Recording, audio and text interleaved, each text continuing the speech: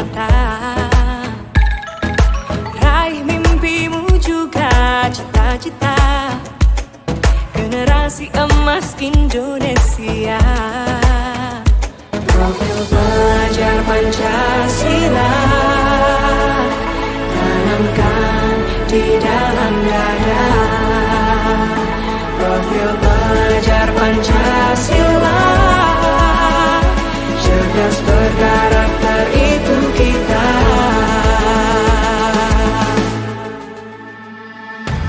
Beriman dan bertakwa pada Tuhan yang Maha Esa.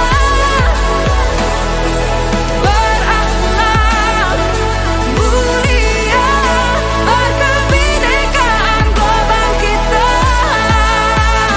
Gotong royong, berjiwa mandiri, berpikir kreatif dan bernalar fiktif.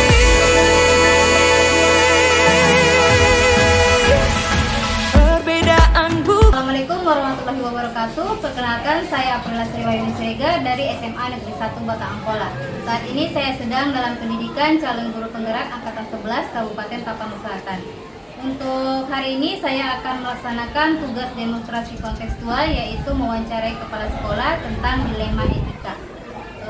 Hari ini saya membersamai Bapak Kepala Sekolah salah satu di Bata Angkola ini, Bapak Muhammad Najib SPDI. Izin ya Pak, saya memberikan beberapa pertanyaan. Untuk pertanyaan pertama Pak, selama ini bagaimana Bapak dapat mengidentifikasi kasus-kasus yang merupakan dilema etika atau bujukan moral? Oke. Terima kasih kepada Ibu Aprila sebagai calon guru penggerak. Untuk pertanyaan ini sesuai dengan apa yang saya tanyakan tadi, memang selama ini saya menghadapi masalah-masalah sekolah. Ya, tentunya yang pertama yang kita lakukan adalah dengan bagaimana kita merumuskan masalahnya atau kasusnya. Kemudian kita cari tahu siapa yang menjadi pelaku, kemudian kita mendiskusikannya dengan pihak-pihak yang mungkin terkait dengan pelaku kasus yang terjadi. Nah, kemudian dengan melibatkan semua golongan yang terkait dengan kasus itu, maka kita mencoba untuk mencari solusi yang tepat untuk bagaimana menyelesaikan kasusnya. Begitu. Baik Pak, untuk pertanyaan nomor 2 Pak, selama ini bagaimana Bapak menjalankan pengambilan keputusan di sekolah Bapak, terutama untuk kasus-kasus di mana ada dua kepentingan yang sama-sama benar atau sama-sama mengandung nilai kebajikan? Dari pertanyaan ini, tentunya setelah kita menelah kasus-kasus yang terjadi yang terkait dengan etika tadi, tentu kita mengacu kepada yang namanya aturan-aturan atau tata tertib yang ada di sekolah kita. Tentu tata tertib yang ada di sekolah kita ini kita sesuaikan dengan kasus yang terjadi, sehingga dengan adanya aturan-aturan kita yang ada di tata tertib itu yang sesuai dengan pelanggaran yang dibuat atau kasus yang terjadi, berarti kita ngambil sebuah keputusan. Nah, bagaimana nanti konsekuensi akan diterima oleh pelaku pelanggaran, gitu. Luar biasa ya Pak.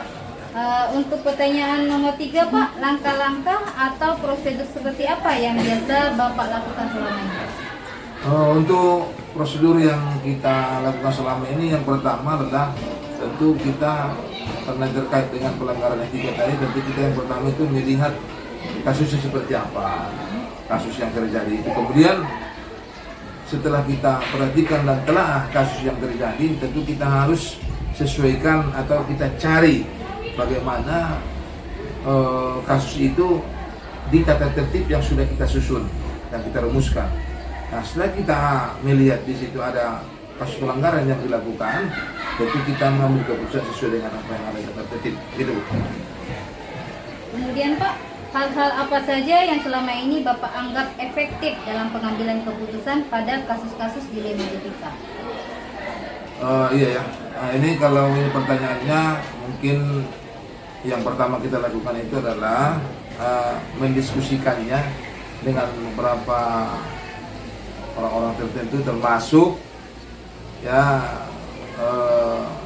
teman-teman guru misalnya, atau mungkin kita melihat pada saat kasus itu terjadi, tentu ada orang-orang atau yang terdekat dengan peristiwa kasus itu, sehingga dengan demikian kita bisa berdiskusi juga bagaimana kita akan tanyakan di mana, dan juga memungkinkan orang tuanya bisa kita panggil Bu untuk penyelesaian kasusnya. Nah, demikian Bu. Betul sekali, Pak. Pertanyaan ke-6, Pak.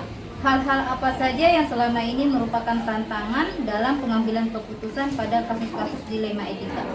Kalau soal tantangan, memang banyak sekali tantangan ketika terkait dengan kasus dilema etika ini.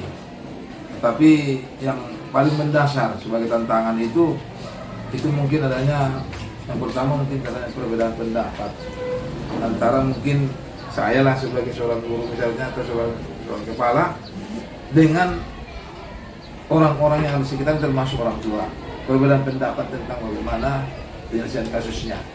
Kemudian bisa juga terjadinya pengulangan kasus yang sama. Nah, ketika kita sudah memberikan konsekuensi terhadap kasus yang dia lakukan pada suatu saat yang terjadi pada saat itu, mungkin ini tantangannya di hari-hari berikutnya, atau 1 minggu ke depan, atau 1 bulan ke depan, atau pasti dia akan melanggarnya kembali. Ini merupakan suatu tantangan yang sulit untuk kita ubah. Kemudian yang selanjutnya adalah terkait dengan usaha orang tua yang kurang mendukung apa yang kita lakukan, misalnya termasuk konsekuensi dari pelanggaran kasus yang dibuat itu. Orang tua ini kurang memberikan support yang baik, atau bahkan orang tua itu sering bukan menyalahkan anaknya, tapi malah anaknya dibantu bagaimana membela anaknya gitu.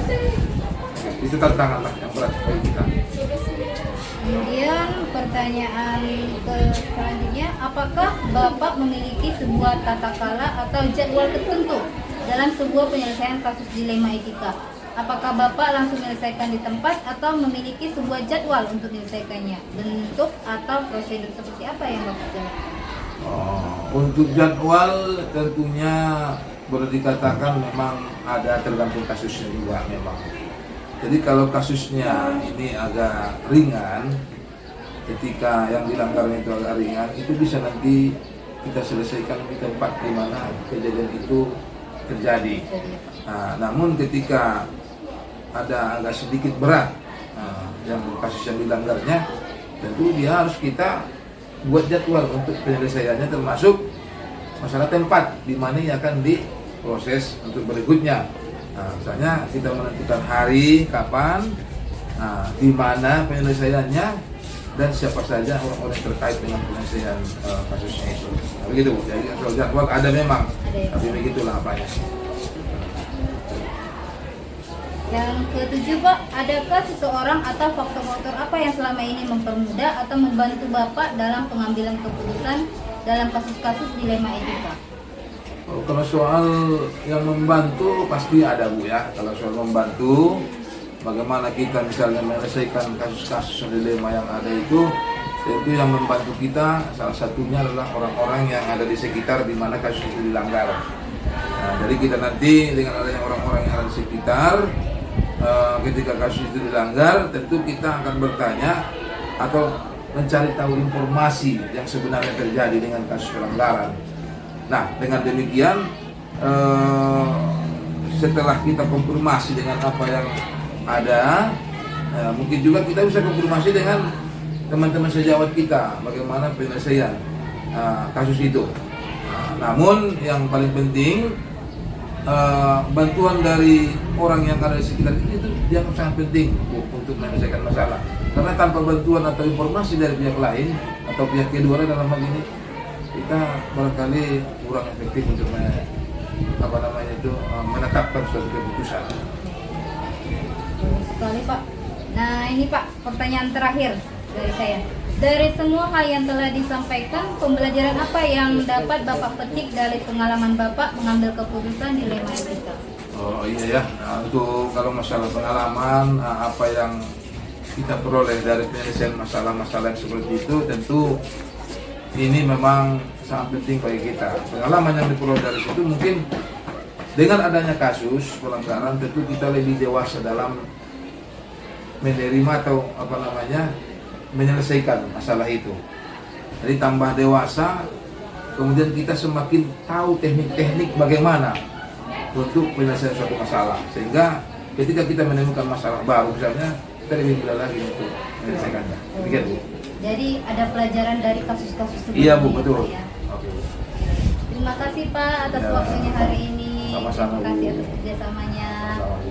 Demikianlah wawancara saya dengan Bapak Muhammad Najib SPDI. Saya sudahi dengan salam. Assalamualaikum warahmatullahi wabarakatuh. Waalaikumsalam.